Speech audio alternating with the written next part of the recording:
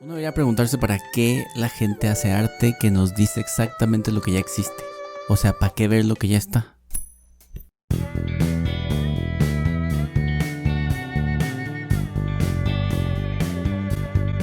Mi problema es muy simple. Y es muy simple porque en realidad no es un problema, es una cuestión, ¿no? Acabo de hacer un video hace una semana o algo, donde digo, pues, por qué es que la gente critica el arte moderno, ¿no? Y la cuestión es que no buscan entenderlo antes que decir, pero esto pasó tal cosa. Y hacíamos esta diferencia entre arte moderno y arte contemporáneo. Nunca hemos hablado de arte contemporáneo aquí. Y nunca hemos hablado de arte contemporáneo aquí. La verdad, porque no me gusta tanto, aunque sí hay unas piezas buenas de ver. Y porque además es algo que pareciera que, es decir, no que lo sea así, pero pareciera que está hecho para ser criticado. Está hecho para que la gente hable de él y parece que eso es, el arte contemporáneo causa problemas. Pero no vamos a hablar del arte contemporáneo. Me pusieron un comentario el otro día, un comentario muy atinado. Muy atinado, el comentario es de Guillermo. Y él pone, pues sí, o sea, sí, el arte no tiene que ser académico, pero no vamos a vender cara a una banana. Y tiene toda la razón, porque eso hasta parece una burla. Yo desde Duchamp pienso que hay muchas cosas que parecen burla, ¿no? Y lo entiendo perfecto y está muy bien. Naturalmente que no vamos a gastar tiempo aquí hablando de algunas obras que no tienen sentido, pero hablábamos un poco de que el arte moderno era un poco diferente. El arte moderno buscaba un poco pelear contra lo que estaba establecido, hacer crítica y siempre pelearse con lo anterior. Y pelearse con lo anterior es sumamente sano. Pero también, igual que como hablas de lo moderno, para hablar de lo moderno hay que entenderlo, también para pelearse con lo anterior hay que conocer lo anterior. Uno solo puede criticar lo que conoce. Porque si nomás criticamos así por el fondo, ¿no? O sea, hay gente que no sabe de muchas cosas y opina de todo. Y está muy bien, pero que no me hablen a mí. O sea, yo no me interesa escuchar de alguien que habla de todo pero no sabe de nada. Para eso ya tuvimos muchos años Televisa, güey. O sea, en México tuvimos Televisa mucho tiempo. Ya ahorita es una basura y ya todo lo que vende es La Rosa de Guadalupe. Y ya es un programa serio que parece cómico, ¿no? ¿Qué? ¿Es negro? Pero ya nosotros crecimos viendo la tele nos engañó un montón de tiempo, teniendo expertos de todo. Pero era una mentira, era una falsedad. Ahora, ¿por qué lo replicaríamos ahora en internet? La ventaja del internet es que tú puedes elegir qué ver. O sea, no tienes que esperar a las 10 para que salga tu programa de comedia favorito en la barra de las 10, ¿no? Hoy es miércoles, hoy pasan Eugenio Derbez, uno de los peores comediantes de la historia. Ni modo, así es. No pasa nada. La gente nunca se dio cuenta, por ejemplo, que Eugenio Derbez, para los que nos ven en México saben quién es, siempre hizo el mismo chiste. Era el mismo chiste, todos sus personajes hacían el mismo chiste. Pero bueno, la gente no lo notaba y se fue a Hollywood. Entonces, este sentido común que nos pone la gente nos hace que nos guste todo lo que nos dice la gente. Tengo un video acerca de por qué la gente ama One Piece, por ejemplo, ¿no? Bueno, el video no se trata de eso, pero lo explica un poco, ¿no? Si existe una presión social de que te guste el hipopótamo bebé, te va a gustar el hipopótamo bebé aunque nunca te haya gustado un puto hipopótamo bebé, pero el internet está diciendo que te debe gustar eso y entonces lo consumes y te lo tatúas y todo el pedo. Pero bueno, a lo que iba con esto es, vamos pensándolo. La razón por la que el arte es importante para el mundo, para la historia, es porque es un documento. Ahora, suena medio provocativo y simple decir que es un documento, porque ¿qué es un documento, David? Un documento es un Word, un PDF, ¿no? Sí, pero un documento también es todo lo que guarda una información y que nosotros la almacenamos y volvemos a ella para recuperar esa información, ¿no? Un documento es un pedazo de información. Entre la gente que se dedica a la documentación y a estas cosas, siempre van a hablar de la historia de un antílope, que el antílope es un animal cuando está en la selva, pero es un documento cuando está en un museo, ¿no? La de todos esos antílopes están en la selva, están en la sabana, ¿no? Porque me acuerdo que en la película de Rey León, como ustedes podrán darse cuenta en mi camiseta, comían antílopes, ¿no? Podría comerme un antílope entero, ¿no? Me gustaría comerme una cebra entera. Oh, se acabaron las cebras. ¿Hay antílopes? No. En fin, ¿a dónde voy con esto, no? El arte nos va a dar un documento del tiempo.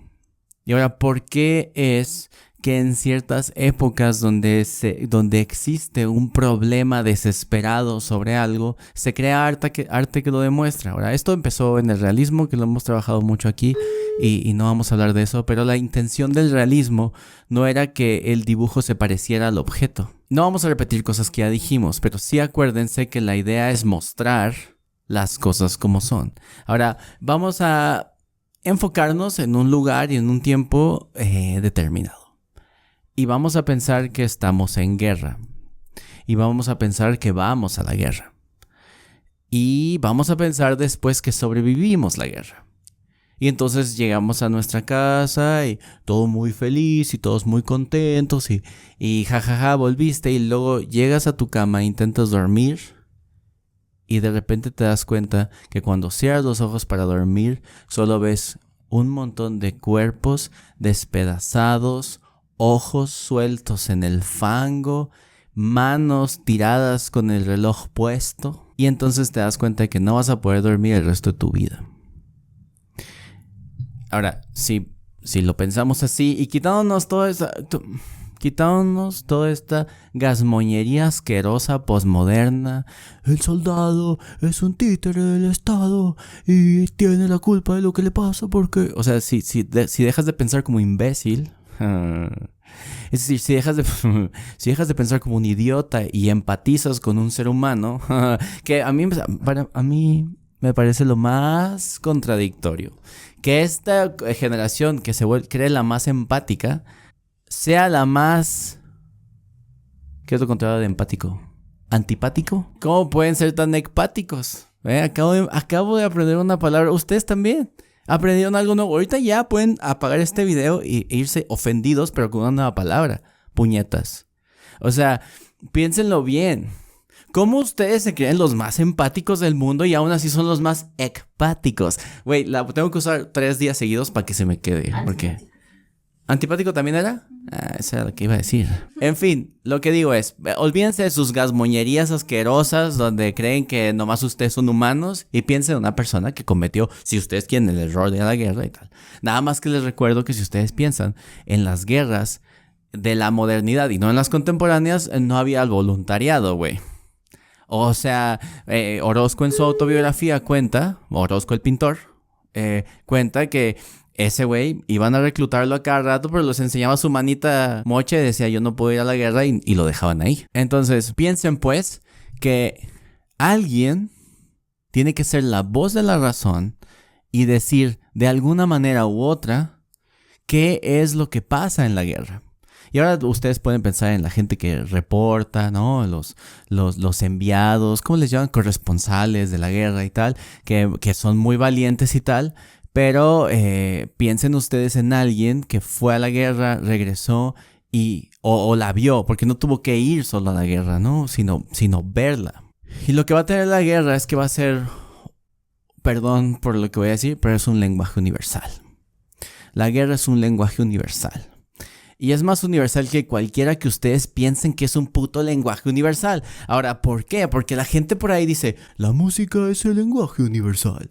Pues esa gente que dice eso es rara, güey. Porque yo no... Perdón, Pau. Pero es raro porque yo nunca he visto... ¿Qué es esa pose?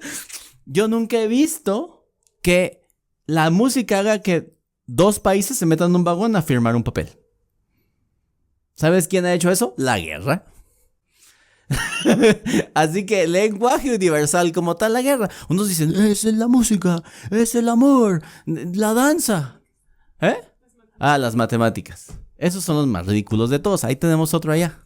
Ve, tenemos aquí en el estudio, ustedes no lo pueden ver, pero tenemos a un güey allá que dice que las matemáticas son un lenguaje universal, pero es ingeniero, lo entendemos. Luego tenemos acá a alguien que dice que la música. La Cas también hizo la seña. La La CAS piensa que la filosofía es un lenguaje universal. Ya la perdimos también. Ámbar piensa que el salto de los chinelos es un lenguaje universal.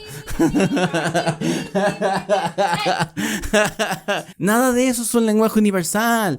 Tener una pistola enfrente de alguien que está en tu patria, eso es un lenguaje universal, gente. Sorry. No solo eso, tan es lenguaje universal que ha escrito la historia de la humanidad desde el inicio, güey. ¿De qué habló Tucídides? ¿De guerra? ¿De guerra? ¿De qué habló Tito Livio? Chingos de guerras. ¿Quién más te falta de la antigüedad? ¿Salustio? Chismes que llevaron a la guerra, ¿no? La guerra ha sido el tema. ¿Por qué? Porque la guerra es el lenguaje universal. La guerra es el lenguaje universal. Ahora, no pero es que luego la gente es bien estúpida. Les voy a decir por qué. Porque la gente piensa que cuando digo que la guerra es un lenguaje universal, estoy apoyando la guerra. Y justo de lo que voy a hablar es lo contrario. Piensen ustedes, pues, que fueron a la guerra, regresaron y quedaron dañados. Pero antes de eso eran artistas y pintaban muy bonito. Bodegones con calaveras, a contraluz y todo. Y regresan de la guerra y no pueden pintar otra cosa que gente cercenada, gente sangrada, trincheras con gente muerta y pedazos de persona. Y ustedes van a decir, ¿pero por qué pintarías eso? Y es lo que dijo la gente de la época de estos pintores. Estamos hablando de pintores que sufrieron el shell shock o el estrés postraumático de la Primera Guerra Mundial. Y no voy a hacer un análisis de esas pinturas, porque seguramente a YouTube no le va a gustar eso. ¿Ok? De hecho, ya hablé mucho de guerra, ya no le va a gustar a YouTube. O sea, ya perdimos. Lo que sí quiero que entiendan es que es muy posible que haya una razón por la cual alguien que se dedicó a pelear tenga la necesidad de decirle al mundo qué es lo que en verdad pasa. La razón es, y ya vamos a ponernos técnicos para ir acabando esto. El verdadero problema es la modernidad, porque la modernidad trajo un nacionalismo absurdo. Ese nacionalismo fue creado a partir de la evolución bélica que tuvo la guerra. Para Koselleck, por ejemplo, él va a decir, es que pasan las guerras, pasan los sucesos históricos, y lo que hacemos en lugar de decir qué pasó es hacer un monumento al héroe. Y el culto a la muerte, y el culto a los caídos. Venerar a los caídos implica que hay unos héroes que murieron por darte patria. Por lo tanto, te da el nacionalismo, lo que nos enseñaron aquí en México. Que había un sacerdote que juntó a la gente y los hizo pelear por la independencia. Y luego, 100 años después, hay unos caudillos que eran muy buenas personas y que recorrieron el país peleando por la revolución. Pero el problema de eso es que no nos cuentan acerca de las víctimas reales. Y las víctimas reales sí son la gente que murió a balazos, pero también el montón de niñas violadas por estos revolucionarios. Y nadie nos dice eso, porque en los libros de texto, ¿tú te acuerdas? ¿Tú te acuerdas? Que en los libros de texto, y Zapata violó a 32. ¿No? Ahora Zapata es un santo en muchos lugares, donde creen que los chinelos son lenguaje universal. No más digo. Entonces hay una veneración de los muertos y de los caídos, pero esto para Koselleck divide la idea de las víctimas, porque hay unas víctimas activas y unas víctimas pasivas, y nadie habla de las víctimas pasivas. Las víctimas pasivas que además ven la guerra, les toca verlas, es decir, les toca ver qué está pasando allá afuera, les toca ver que se llevaron a su primo de 16 años para que peleara, les toca ver que se llevaron a su prima de 16 años para otras cosas, y eso vuelve en el arte una forma de necesidad que se dio en la Segunda Guerra Mundial, en la Primera Guerra Mundial y en la Revolución Mexicana. Y en la Revolución Mexicana tenemos los ejemplos de Siqueiros, por ejemplo. Ustedes pueden ver en el retrato de la burguesía. El retrato de la burguesía es una señal de qué pasa cuando el capitalismo genera guerras. Ahora, esto no lo digo yo en sentido marxista, ¿no? Así lo decían ellos. El capitalismo no es nuevo, ni tampoco creo que se haya generado en algún punto en específico de la historia. Yo siento que los romanos ya eran capitalistas, ¿no? Pero porque es una necesidad humana, pareciera. Entonces mi problema no es con el capitalismo. Ahora, él le pone el retrato de la burguesía porque al final siempre va a ser una cuestión de clases.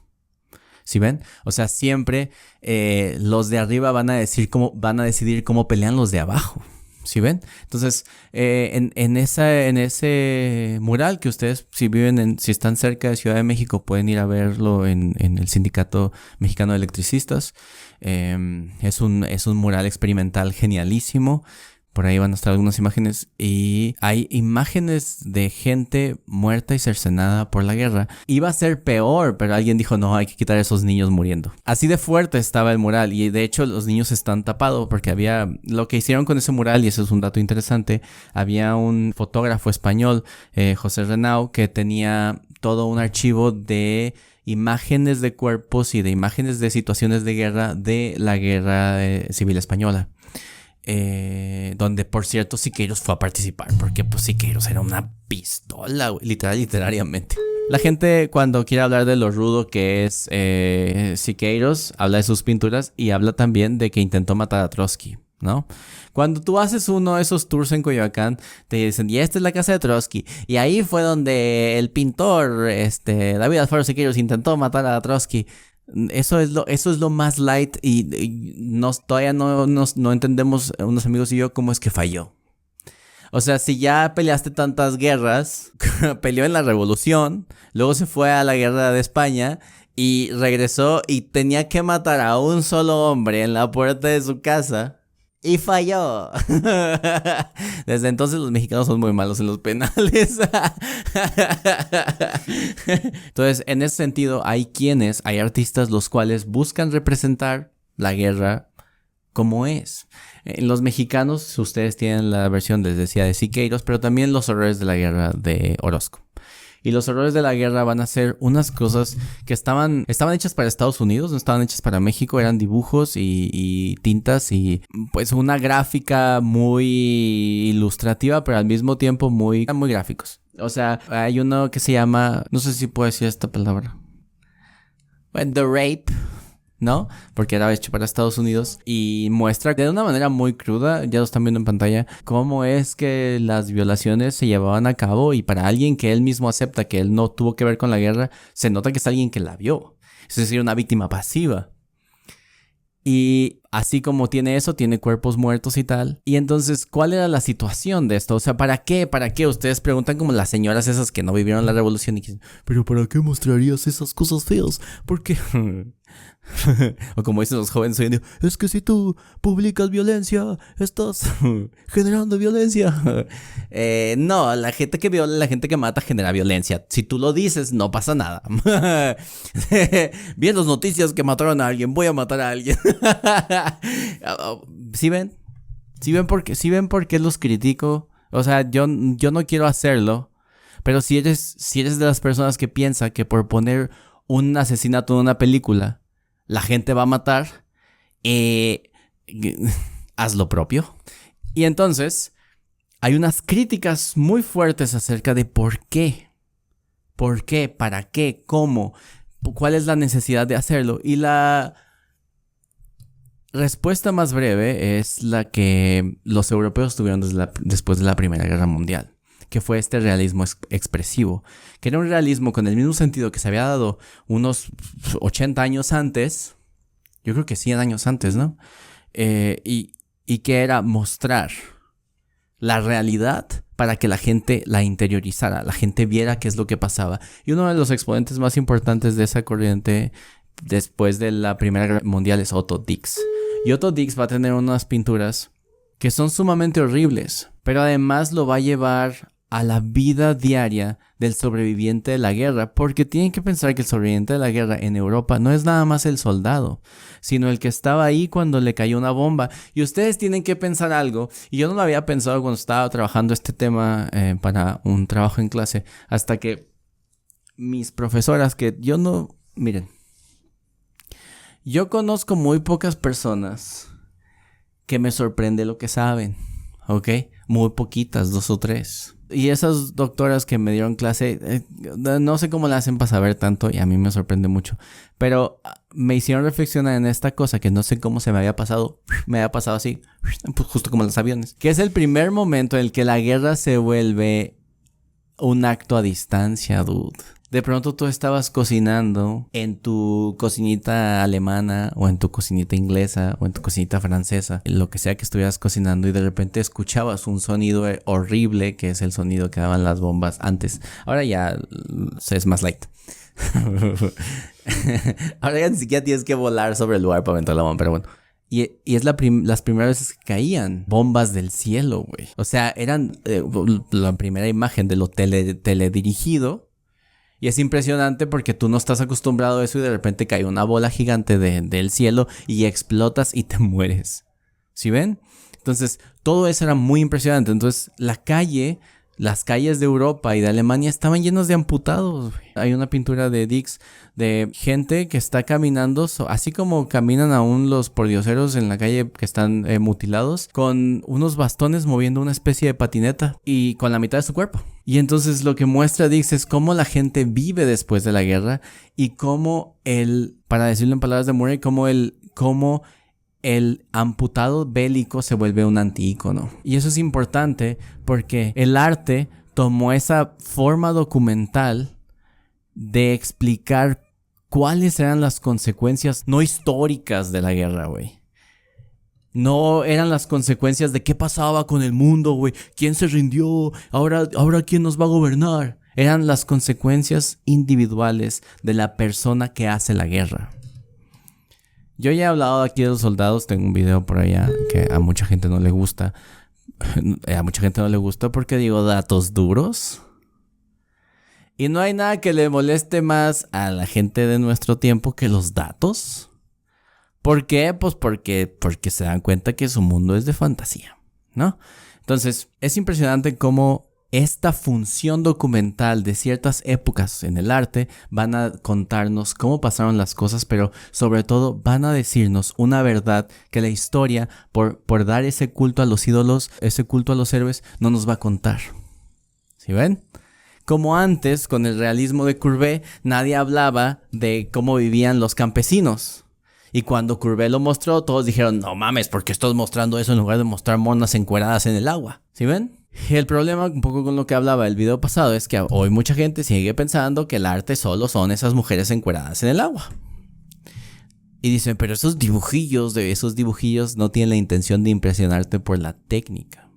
Tienen la impresión de mostrarte una verdad que, como el mismo Koselleck va a buscar, va a ser una verdad que va a contar una imagen real de lo que pasa en los eventos históricos que nos enseñan y nos inducen cómo recordarlos.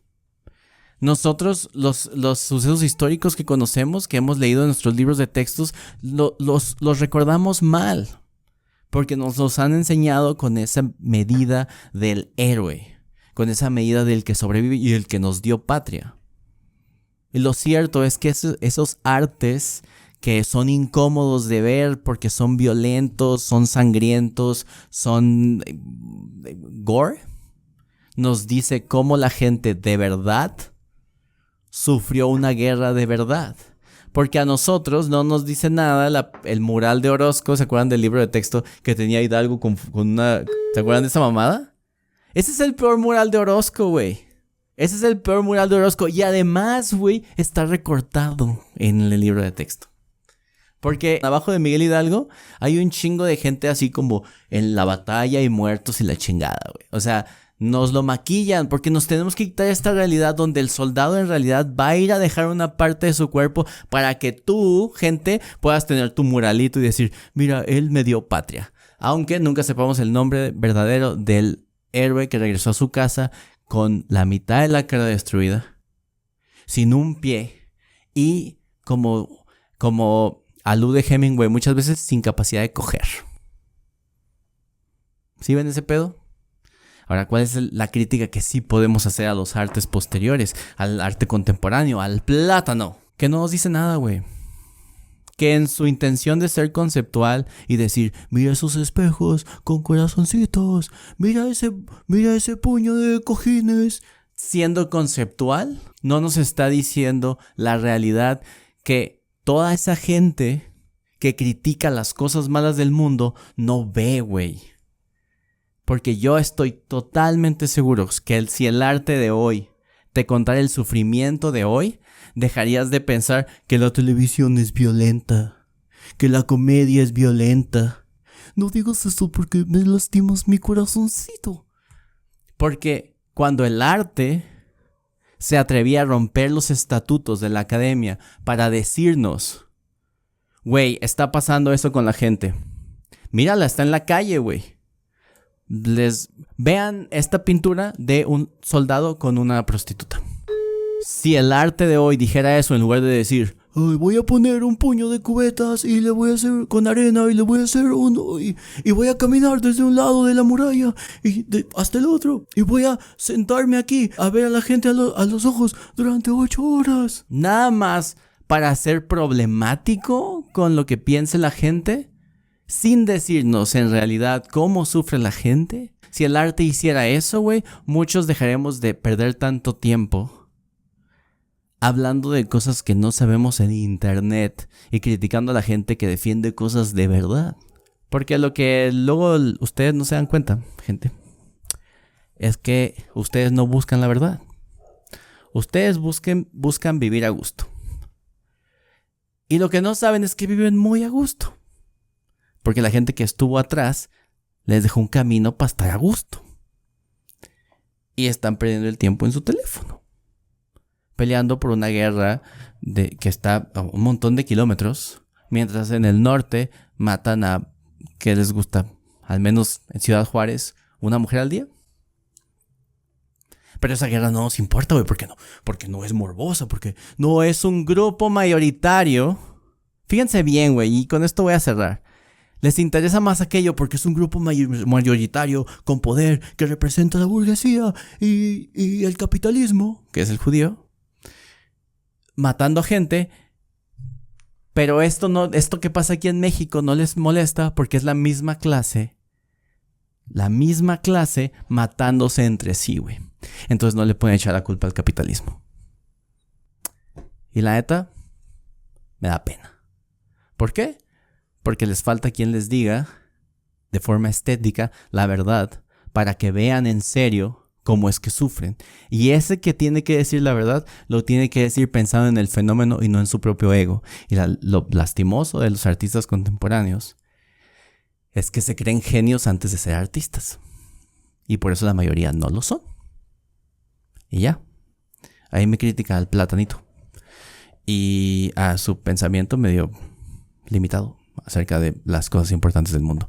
Vayan a ver a Autodix. No puedo hacer un video de Autodix en YouTube. Me gustaría, pero no puedo hacerlo. Pero, pues, es una lástima porque estamos en la época de la corrección política. Que de política, pues, no tiene nada. ¿No? En fin, eso. El arte debe de ser un documento que diga la verdad. En los casos de problemática histórica como el de hoy. Porque estamos en crisis humanitaria. Pero pues si la verdad les da miedo, pues también podemos ir a acostarnos en cojines a tomarnos fotos para Instagram. Porque el arte también sirve para eso, supongo. ¿No? Eso. Salud.